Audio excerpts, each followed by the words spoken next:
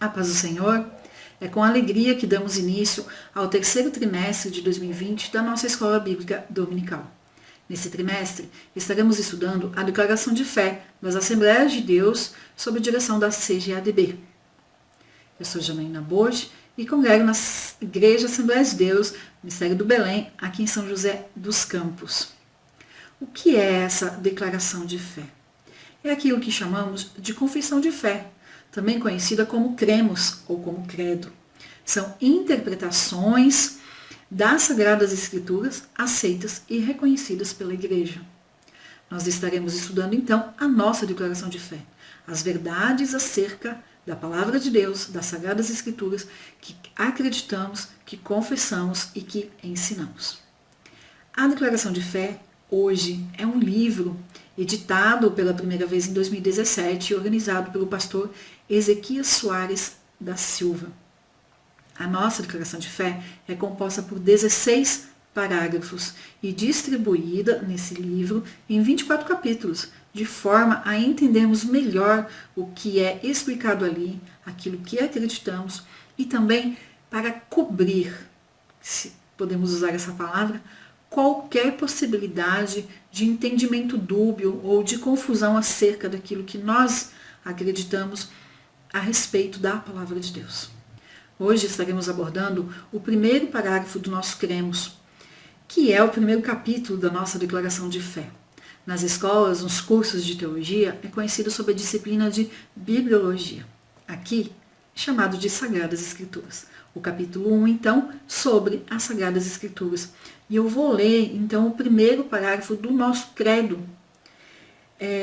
porque está ali bem resumido aquilo que nós acreditamos sobre a Palavra de Deus. E depois, para quem tem o livro Declaração de Fé, pode acompanhar o que estaremos falando no capítulo 1, que explica esse primeiro parágrafo. Cremos na inspiração divina, verbal e plenária da Bíblia Sagrada, única regra infalível de fé e prática para a vida e o caráter cristão. A referência citada aqui é 2 Timóteo, capítulo 3, dos versículos do 14 ao 17, que nós vamos ler. Tu, porém, permanece naquilo que aprendeste e de quem foste inteirado, sabendo de quem aprendeste, e que desde a infância sabes as sagradas letras, que podem tornar-te sábio para a salvação pela fé em Cristo Jesus. Toda a Escritura é inspirada por Deus e útil para o ensino, para a repreensão, para a correção, para a educação na justiça, a fim de que o homem de Deus seja perfeito e perfeitamente habilitado para toda boa obra. O que isso quer dizer? Que nós cremos, professamos e ensinamos que a Bíblia é a Palavra de Deus. Existe um falso ensinamento e alguém bem famoso aí nas redes sociais recentemente falou que a Bíblia contém a Palavra de Deus. Sempre quando ouvimos que a Bíblia contém a Palavra de Deus, é um falso ensino, é um falso ensinamento, é algo que não é de Deus. É uma interpretação 100% errada da Bíblia. Porque quando falamos que contém a Palavra de Deus, por que é errada? Porque significa que tem outras coisas que não é a Palavra de Deus escritas ali. E não é assim que acreditamos. Nós acreditamos que a Bíblia é, de capa a capa, todos os seus mais de 31 mil versículos, é a Palavra de Deus. Fala a Palavra de Deus. Então, quando você ouvir que contém, já considere falso ensinamento. Errado, nem dê ouvidos, se afaste desse tipo de ensinamento. Creia, confie, ensine, professe que a Bíblia toda, 100%, é a Palavra de Deus. Todinha, até aqueles nomes chamados de chatos, até aquelas partes que são consideradas mais difíceis de entender, que são talvez muitas vezes estranhos ou de mais difícil interpretação, dependendo de quem lê, até essas partes fazem parte da Palavra de Deus. Então, a Bíblia é 100% Palavra de Deus. E é a única revelação escrita de Deus, dada pelo Espírito Santo. A Bíblia também foi escrita para a humanidade. Jesus, lá em Marcos 7,13, chamou as escrituras de palavra de Deus. Os livros da Bíblia, eles foram escritos sob inspiração divina. Acabamos de ler, 2 Timóteo 3,16. Toda a escritura é inspirada por Deus. E útil. Nós já vamos ver mais sobre isso. A Bíblia, por si mesma, é a única desse gênero. Por ter sido soprada. Quando nós estudamos a palavra inspiração em grego, nós entendemos que ela foi soprada por Deus, respirada por Deus para quem escreveu. Ela tem origem divina. Os homens usados para escrever a Bíblia falaram e escreveram por inspiração verbal. Lá em 2 Pedro 21 nós lemos: porque a profecia nunca foi produzida por vontade de homem algum, mas os homens santos de Deus falaram inspirados pelo Espírito Santo. Por isso, eu particularmente costumo dizer que Moisés escreveu o Pentateuco, que Paulo escreveu 13 epístolas. Eu não falo que Moisés é o autor, porque eu entendo 100%, acredito e ensino que a Bíblia, o autor da Bíblia, dos 66 livros, é Deus. Os homens foram escritos para escrever aquilo que é de autoria de Deus. Na Bíblia, embora eu já falei, tem 66 livros, não há um livro que é mais inspirado que o outro. Todos têm o mesmo grau de inspiração e de autoridade divina. A Bíblia é a nossa regra de fé, é a nossa regra de prática. Ela tem 3 características principais. Ela é inerrante, não tem erro nenhum. Ela é completa, plena, inteira. Não foram perdidas partes da Bíblia. Não está faltando nenhum livro, não está faltando um capítulo, não está faltando um versículo. Ela é completa, ela é plena e ela é infalível. Não falha nunca. Salmos 19:7. A lei do Senhor é perfeita. E lá em João 10:35, nós lemos que a Escritura não pode falhar. Em Gálatas 1, e os versículos 11 e 12, Paulo escreveu assim: faço-vos, porém, saber, irmãos, que o evangelho, por mim anunciado, não é segundo o homem, porque eu não o recebi, nem o aprendi de homem algum, mas mediante a revelação de Jesus Cristo, falando que não veio de homem, que não é por homem, mas é por inspiração divina. Como é que pode isso? Muitos acham dificuldades de entender essa inspiração. Eu vou dar um exemplo bem simples aqui. Um diretor e sua secretária. O diretor fala para ela: escreve um decreto, um comunicado, falando assim e assim assado. E dá lá o assunto para a secretária escrever. Ela escreve do jeito dela, vocabulário dela, mas ela escreve exatamente o que o diretor mandou. As ideias, o assunto, o que é para fazer, o que não é para fazer, exatamente o que ele falou. Assim é a Bíblia. Deus mandou 40 homens escreverem esses 66 livros. E eles sentaram e escreveram, usando o vocabulário próprio, o jeito deles ali na escrita. Mas o autor foi Deus. O que inspirou cada palavra foi Deus. A palavra de Deus, ela atesta a sua própria inspiração divina. Já citei aqui alguns versículos, e nos falta espaço, obviamente, para citar todos os versículos da Bíblia que atestam a sua inspiração divina. Mas nós temos também evidências externas da inspiração da Bíblia. E eu vou citar aqui 3. As profecias que se cumpriram e estão se cumprindo. A perdurabilidade da Bíblia é o único livro que perdura século após século após século, durante tanto tempo. E a terceira evidência é o poder transformador das Sagradas Escrituras na vida do ser humano. Lá em João 8,32 nós lemos: e conhecereis a verdade, e a verdade vos libertará. E a verdade é a palavra de Deus. Ao estudarmos as Sagradas Escrituras aqui na nossa declaração de fé, nós encontramos 6 partes para explicar melhor a Bíblia, a palavra de Deus. Em primeiro lugar, a estrutura, depois classificação, propósito, o poder da palavra de Deus, os livros apócrifos e pseudoepígrafos e, em sexto lugar, a mensagem. Vamos ver um pouquinho, então, de cada parte desse tão rico assunto. Estrutura. Então, em primeiro lugar, nós adotamos o cânon protestante. O que significa a palavra cânon?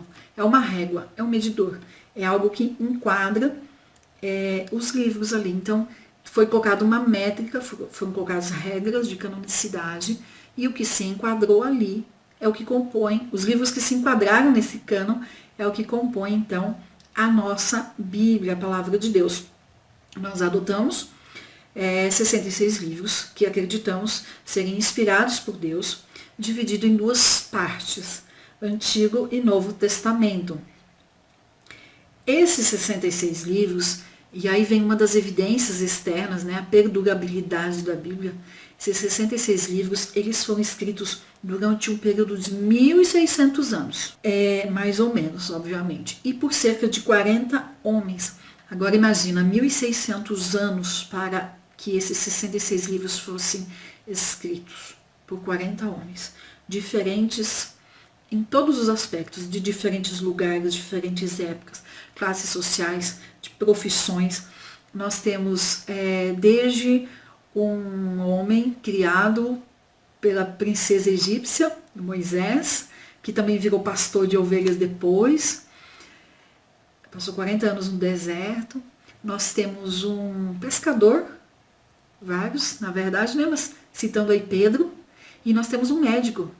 Todos foram escritores da Bíblia. Nós temos as mais diferentes profissões ali, num período de 1.600 anos. Para que isso saísse um livro só, homogêneo, tratando da mesma coisa, do início ao fim, precisa ser Deus. O ser humano não tem capacidade para isso, por si próprio, conseguir escrever isso de forma tão homogênea que é a palavra de Deus. Um exemplo é o livro de Salmos. Tem 150 capítulos ali. E muita gente pensa que Davi é o escritor do livro de Salmos, mas não, nós temos no mínimo 8 escritores. Davi escreveu 73 salmos. Os outros foram escritos por outros homens. No entanto, quando a gente lê Salmos, dá aquela impressão de que foi um homem só, porque tem a mesma aparência ali de poesia, aquele tom de adoração a Deus de forma poética. Mas foram homens muito diferentes que escreveram os capítulos de Salmos. Então, é mais um ponto para dizer, realmente é Deus. Deus é o autor de toda a Bíblia Sagrada. Em segundo lugar, vamos ver então a classificação. Eu já citei que é dividido em Antigo e Novo Testamento. E dentro de cada parte dessas 2 principais, nós podemos fazer muitas divisões. Mas as oficiais adotadas pela nossa declaração de fé consiste em Antigo Testamento, 39 livros, sendo lei, Gênesis, Êxodo, Levítico, Números e Deuteronômio, históricos, Josué, Juízes, Ruth, 1 e 2 Samuel, 1 e 2 Reis, 1 e 2 Crônicas, Esdras, Neemias e Ester. Os poéticos, Jó, Salmos, Provérbios, Eclesiastes e Cantares de Salomão, e os proféticos, que vão de Isaías até Malaquias. A nossa Bíblia, a Bíblia adotada por nós, o Velho Testamento adotado por nós, ela é exatamente igual à Bíblia judaica. O que tem de diferente? A divisão dos livros. Na Bíblia hebraica não tem essa divisão de 1 e 2 Samuel, 1 e 2 Reis, 1 e 2 Crônicas. Não tem. E Esdras e Neemias é um livro só. E também, eles têm 24 livros, nós temos 39. Então, a diferença é nesses livros de 1 e 2 aí, que é dividido, a Bíblia adotada por nós teve essa divisão. E a parte dos livros proféticos são os 12 profetas menores, de Oséias até Malaquias, são reunidos em um livro só, na Bíblia hebraica. Essa é a diferença. Mas em conteúdo é exatamente a mesma coisa. E esse Velho Testamento, a canonicidade dele foi afirmada por Jesus, porque era a Bíblia que Jesus usava. A outra parte, então, que é o Novo Testamento, é composta por 27 livros, sendo os 4 evangelhos, Mateus, Marcos, Lucas e João, um único livro histórico, Atos dos Apóstolos, as epístolas que vão de Romanos até Judas, e um livro de revelação, que é o Apocalipse. E aí, por curiosidade, a divisão em capítulos ela aconteceu em 1227 depois de Cristo, no ano de 1227. Antes era um texto só. E a divisão em versículos ela aconteceu em 1555 depois de Cristo. Conforme a palavra de Deus foi se tornando acessível ao povo, foi necessário fazer essa divisão tanto em capítulos e cerca de 300 anos depois em versículos.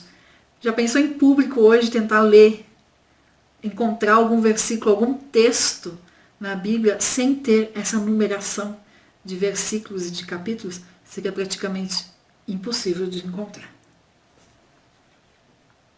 O cânon do Velho Testamento foi concluído por volta do século IV a.C. Então, quando Jesus cita as Sagradas Escrituras, ele está, como eu já falei, citando exatamente o Velho Testamento do jeito que nós conhecemos, porque isso já havia sido concluído, essa canonicidade. E do Novo Testamento foi 800 anos depois, então no século IV depois de Cristo. 3 evidências principais da canonicidade que nós precisamos, não precisamos conhecer profundamente, mas apenas saber, e vou só citar. Primeiro, ser inspirado por Deus, ter autoridade divina. A segunda evidência o livro tinha que ser aceito pelo povo que se destinava. E a terceira evidência, ser preservado pelo povo que se destinava. Por isso que eu disse que a Bíblia ela é completa. Não falta nenhum livro, não falta nenhum capítulo. O que tinha que ser preservado, que foi inspirado por Deus, está na Bíblia que nós conhecemos. Qual que é o propósito, então, de termos a Bíblia? Qual que é o propósito de Deus usar esses 40 homens ao longo de 1.600 anos para nos deixar a sua palavra escrita? 2 principais. Primeiro, revelar o próprio Deus. E segundo, expressar sua vontade à humanidade. Então vamos entender se revelar o próprio Deus. As pessoas muitas vezes me perguntam onde eu encontro sobre Paulo na Bíblia. Eu quero ler a biografia de Paulo na Bíblia. Nós não vamos encontrar. Nós vamos encontrar partes em vários lugares, em várias epístolas. Assim como nós não temos uma biografia do profeta Elias, não uma biografia completa, nem do próprio Jesus. Nós temos detalhes de sua biografia. Porque a Bíblia não é um livro sobre uma pessoa, sobre um profeta, sobre a história de alguém. A Bíblia é um livro sobre Deus. É isso que nós temos que entender. A Bíblia é sobre Deus. Para quê? Para expressar a sua vontade para nós. E qual que é a vontade de Deus? A vontade de salvar a todos. Vontade redentora, sem fazer acepção de pessoas. Deus quer que todos se salvem. Em 1 Timóteo 2, versículos 3 e 4, nós vemos isso. Isto é bom e aceitável diante de Deus, nosso Salvador, o qual deseja que todos os homens sejam salvos e cheguem ao pleno conhecimento da verdade. Nós podemos ler isso também em Hebreus 9, 28, e o texto-alvo da Bíblia, João 3 e 16. Porque Deus amou o mundo de tal maneira que deu seu Filho unigênito, para que todo aquele que nele crê não pereça, mas tenha a vida eterna. Então Deus amou o mundo todo, todos. Deus quer que todos sejam salvos. E a palavra de Deus mostra exatamente isso, essa vontade de Deus de redimir, de salvar toda a humanidade, sem acepção nenhuma, sem diferença. Então, a Bíblia é um livro sobre Deus para nós, para que através da Bíblia nós consigamos chegar a Deus na eternidade. É o nosso manual, Por isso, não há biografias na Bíblia, porque as pessoas são diferentes. Se tivesse uma biografia, não poderíamos aprender 100% do que é preciso com essa única biografia. Ela não é sobre uma pessoa, sobre um acontecimento, mas a Bíblia é sobre Deus. E até no livro de Esther, que nós não lemos, não encontramos a palavra Deus de forma literal, nós sentimos ali a poderosa presença de Deus agindo. Leia também Hebreus 1:1, Lucas 24:44 e Romanos 1:17. A quarta parte, então, do capítulo sobre as Sagradas Escrituras fala sobre o poder da palavra de Deus. A palavra de Deus, ela é poder, sabemos disso, mas somente é poder para aquele que crê e obedece. O que isso significa?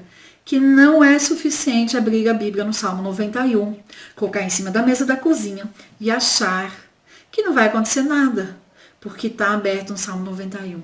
Se eu não ler, se eu não obedecer, se eu não crer no que está escrito ali, se eu não confiar a minha vida em Deus e saber que qualquer coisa que aconteça faz parte da permissão de Deus, de nada vai adiantar eu abrir minha Bíblia no Salmo 91. É isso que significa. Eu preciso crer. E a fé vem pelo ouvir e ouvir a palavra de Deus. Então, para que eu creia e confie e tenha fé, eu preciso ler e eu preciso ouvir a palavra de Deus.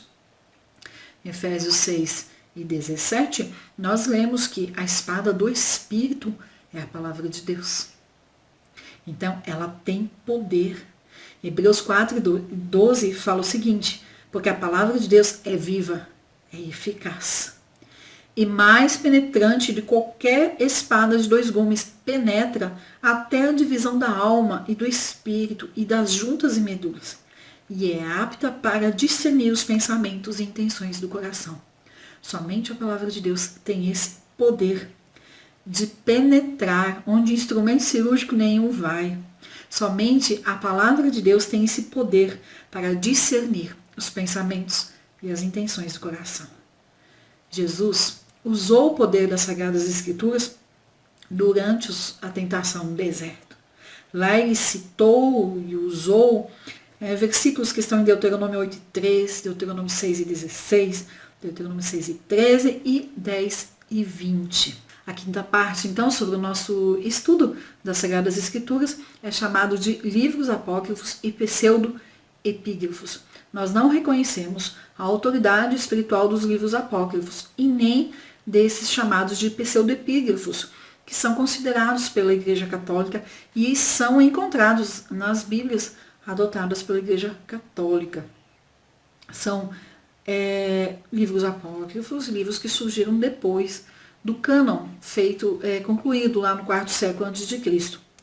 Quando Jesus cita nos Evangelhos as Sagradas Escrituras, ele cita o Velho Testamento do jeito que nós adotamos, do jeito que nós conhecemos, com esses 39 livros, que eu já expliquei, são iguais da Bíblia hebraica, 24 livros.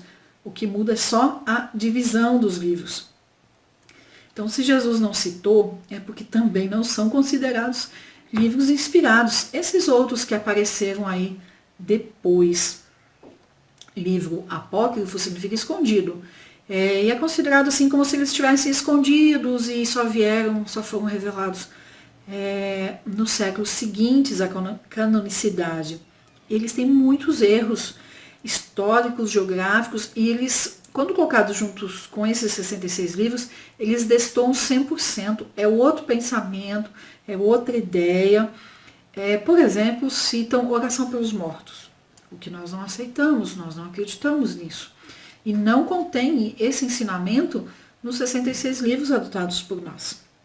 E os pseudo-epígrafos, a própria palavra pseudo significa falso, então são falsos escritos. São livros que são atribuídos a determinadas pessoas na Bíblia, mas que na verdade não são, porque foram escritos por autores anônimos muito tempo depois e que contêm ou falam de ensinos 100% diferentes do que a Bíblia fala. Então são livros que não são aceitos por nós e pela canonicidade que nós consideramos como eu já citei nas datas.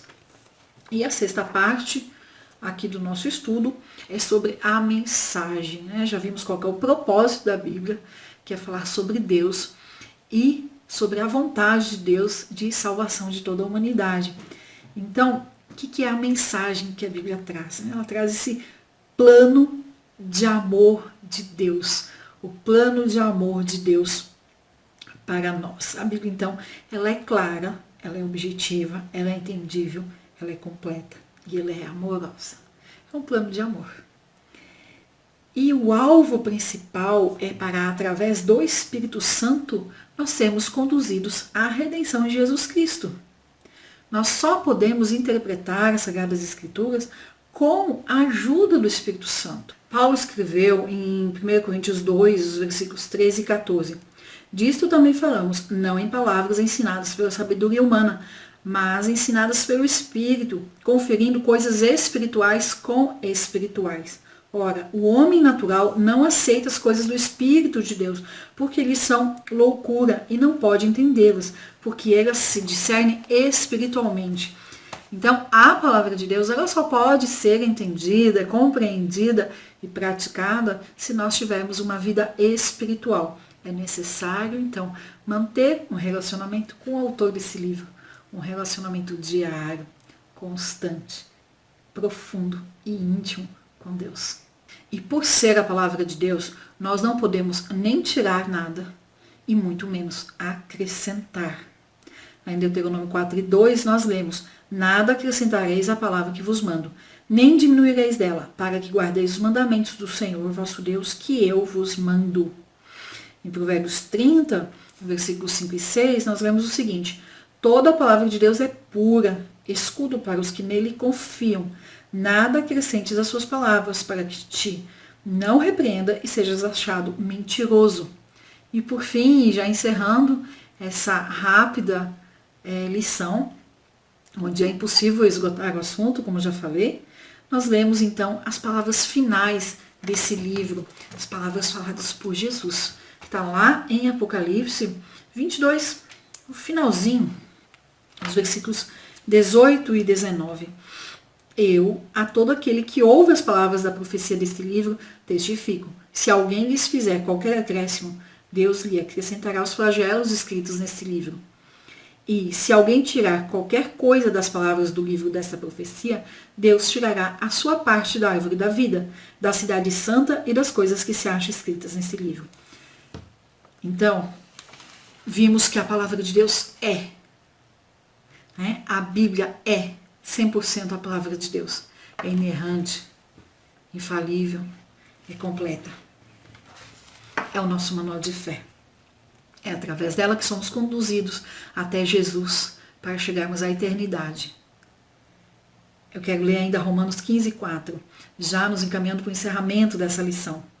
Pois tudo quanto outrora foi escrito, para o nosso ensino foi escrito, a fim de que pela paciência e pela consolação das Escrituras tenhamos esperança.